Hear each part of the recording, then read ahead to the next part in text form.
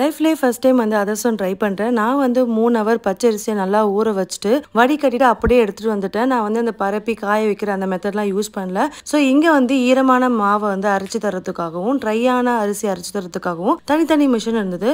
So நம்ம வந்து ஈரமான மாவுன்றதுனால இந்த மிஷினில் வந்து அரைக்கிறாங்க. ஸோ நான் வந்து 3 ஹவர் ஊற வச்சுட்டு அப்படியே வடிகட்டி மாவு மில் கொண்டு வந்துட்டேன்.